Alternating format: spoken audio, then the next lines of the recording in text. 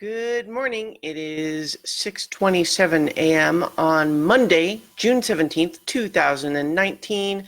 I'm Christiana Ellis and I just got up. This is 5 more minutes. So, managed to go to bed on time last night. Ding! The other two things that I had mentioned on Saturday morning that I was assigning myself was to go and do a workout at my new gym, which I did. Planning to do another one after work today.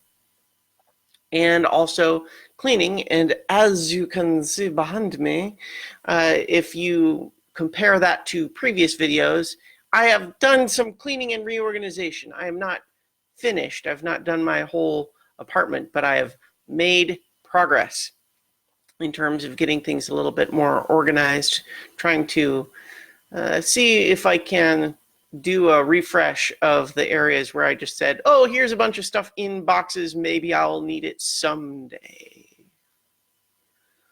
So hopefully I can get all of that, slowly taken care of. But boy, whenever you want to do things like that, clearing out a closet or whatever, you go through this phase where things feel messier than before for a while, and I'm still kind of in the middle of that. You don't see it right here, but yeah,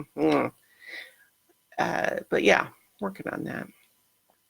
The other thing, though, that I did a lot during the weekend was getting caught up on, or not caught up, I guess, but watching Jessica Jones Season 3, which premiered on Friday, and I just went ahead and plowed right through it, as you do with these bingeable streaming television programs. And this, of course, is the last season of the Netflix Marvel universe, which is kind of bittersweet. I mean, I think that universe of TV shows has had some very high highs, and I don't know that I thought that the lows were especially low, but certainly there were periods where I was less interested.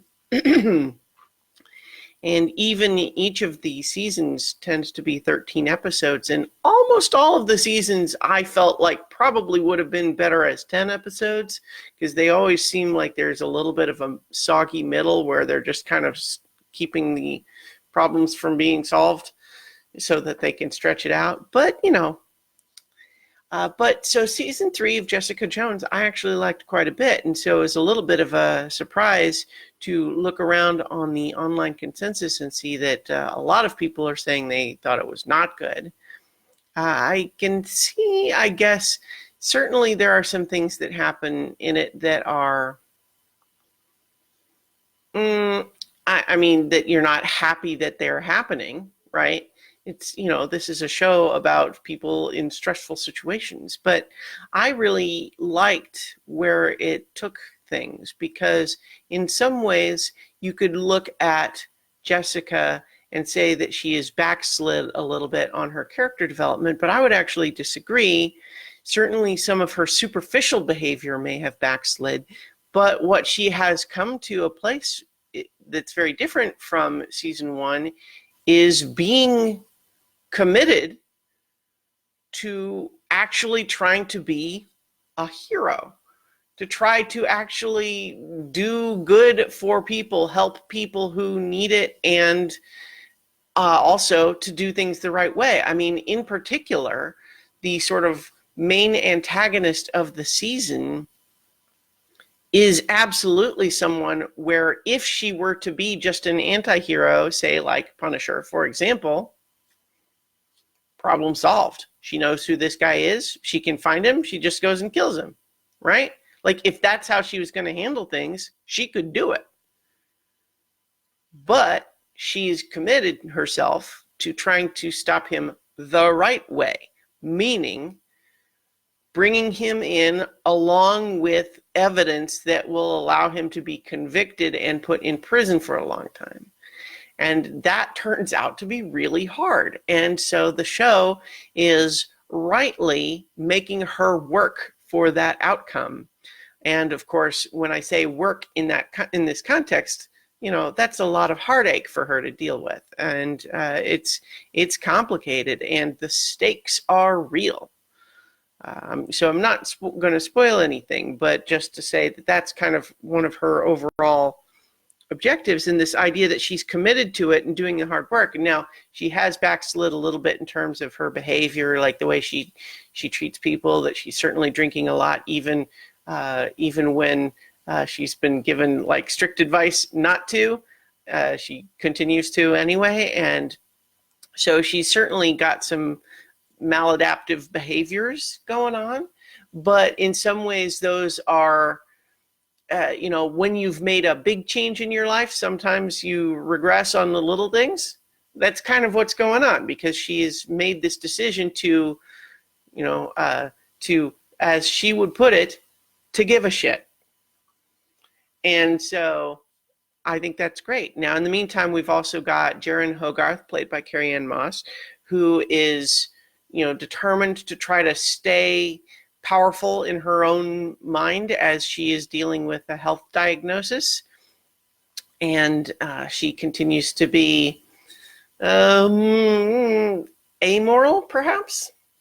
We also have Malcolm, who has started to work for her as a fixer and is finding that the job, which he is good at, requires him to go to a darker place than he's comfortable with, but he finds he's good at that too, and he finds that complicated, and we can understand why.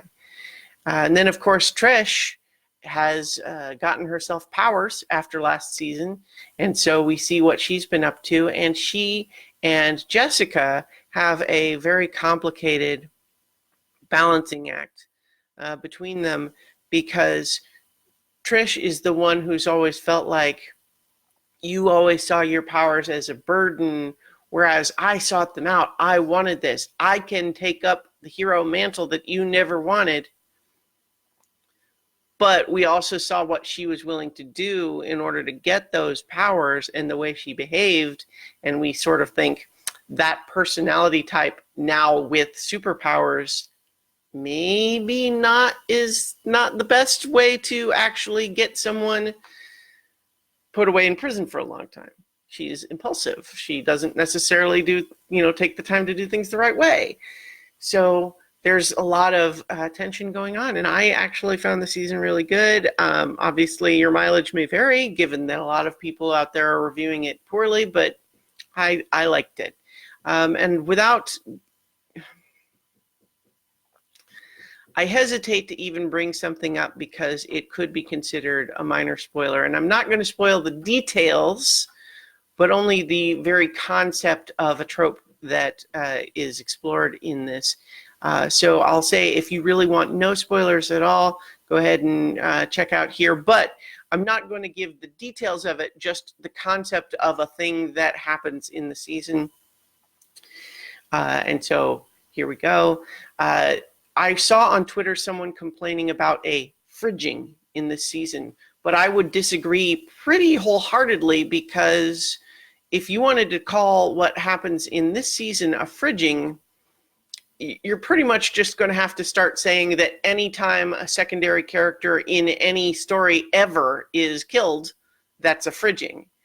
Because the whole point of fridging, the whole concept of that trope, was that a character who literally only exists in order to get killed to motivate the hero. And they don't have anything else to them. There is no character there. There's no meaning to their character except let's have them get killed in a brutal way to motivate the hero. Now, just because you have a character who has been in 3 seasons of television and has a very advanced, developed character, and all of that, like, just because a character is killed and that has an impact on the main character, that's not a fridging if the character was developed prior to their death. And I'm not going to say who, because that's the spoiler element, but I'm annoyed at this person calling it a fridging, and they're like, oh, really not into the fridging. And I'm like at what point, how you're just preventing shows from ever letting characters die, because then it's a fridging. No. So anyway, I'll leave it there. But I liked the show, and I'm a little bit annoyed by some of what people were saying about it. But obviously, everyone is entitled to their own opinion. So I'll leave it there, and I will talk to you all tomorrow for 5 more minutes.